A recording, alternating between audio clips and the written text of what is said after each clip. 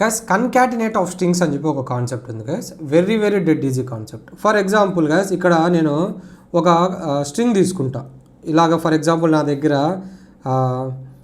ఏదో డాగ్ అని ఉంది అనుకుందాం, ఓకేనా. డాగ్ అని ఉంది, ఇది ఒక స్ట్రింగ్ డబుల్ కోట్స్లో ఉంది, ఓకేనా. సో నేను మళ్ళీ ఇక్కడ ఇంకొక డబుల్ కోట్స్లో కాస్త డబుల్ అయినా వాడండి, సింగిల్ అయినా వాడండి, లేకపోతే ట్రిపుల్ అయినా వాడండి, మీ ఇష్టం. ఇక్కడ నేను డబుల్ తీసుకుంటున్నా, ఇక్కడ నేను క్యాట్ అని ఇస్తున్నా. సో ఇప్పుడు నా దగ్గర ఎన్ని స్ట్రింగ్స్ ఉన్నాయి గైస్, ఇక్కడ ఈ బాక్స్లో ఎన్ని స్ట్రింగ్స్ రాసా, 2 స్ట్రింగ్స్ రాసా, ఓకేనా. కన్కాటినేట్ అంటే మీనింగ్ బాగా గుర్తుపెట్టుకోండి గైస్. కన్కాటినేట్ అంటే మీనింగ్ జాయిన్ అని చెప్పి. జాయిన్ అంటే రెండు కలపడం. సో ఎలా కలుపుతామంటే ఇక్కడ ప్లస్ సింబల్ పెట్టండి. మీరు మ్యాథ్స్లో చూసింటారు కదా ప్లస్ సింబల్. ఈ ప్లస్ సింబల్ పెట్టి దీని పక్కన ఇంకొక స్ట్రింగ్ ఇవ్వండి. అప్పుడు ఇది ఏమవుతాయంటే ఈ 2 స్ట్రింగ్స్ జాయిన్ అవుతాయి, 2 స్ట్రింగ్స్ కలుసుకుంటాయి. ఇప్పుడు చూడండి నేను ప్రింట్లో ఇస్తున్నా, మనకు అవుట్పుట్లో ఏం పడుతుందో ప్రింట్ ఆఫ్ అని ఇలా ఇస్తున్నా. సో అవుట్పుట్ చూడండి ఏమైంది కాదు, ఇక్కడ డాగు క్యాట్ అని పడింది. అంటే ఏం జరిగింది, స్ట్రింగ్స్ ఏమో ఇక్కడ నేను సపరేట్గా ఇచ్చా, కానీ ఇక్కడ ప్లస్ సింబల్ వాడడం వల్ల ఈ 2 స్ట్రింగ్స్ జాయిన్ అయ్యాయి. ఈ కాన్సెప్ట్ని మనం ఏమంటాం అంటే కన్కాటినేట్ అంటాం. పైథాన్లో కన్కాటినేట్ అంటాం, జనరల్ ఇంగ్లీష్లో జాయిన్ అంటాం, అంతే గైస్ తేడా, ఓకేనా. ఇప్పుడు అబ్జర్వ్ చేయండి, ఇప్పుడు నా దగ్గర సింగిల్ కోట్స్లో స్టార్ అని ఉంది, అవునా.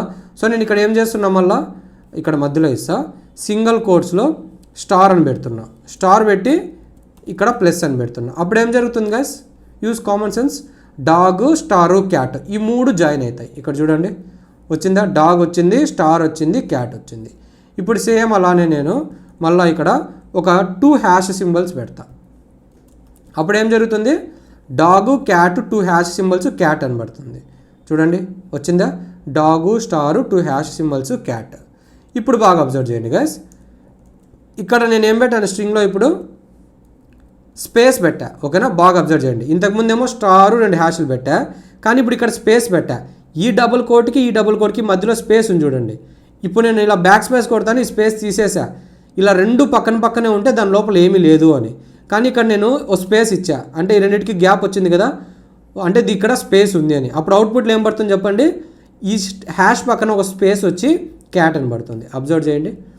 సో వచ్చింది ఇక్కడ డాగు స్టారు 2 హ్యాషెస్, ఇక్కడ మనం స్పేస్ ఇచ్చాం కాబట్టి ఇక్కడ కూడా స్పేస్ పడి అండ్ దెన్ క్యాట్ వచ్చింది.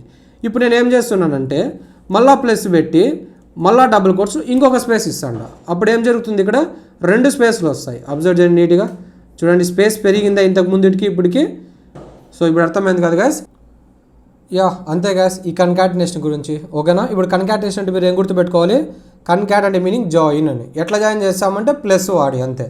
ఇట్లా ప్లస్లు వాడి నువ్వు ఎన్ని అయినా ఇచ్చుకో డబుల్ కోట్స్, మనము అవన్నీ ఇలాగ అవుట్పుట్లో కలిపి పడతాయి అని మీరు గుర్తుపెట్టుకోవాల్సింది. ఏంటి అంటే స్పేస్ అనేది ఒక వాల్యూ, లైక్ 1 2 ఒక స్టార్ ఒక డాగ్ మాదిరి స్పేస్ అనేది ఒక వాల్యూ.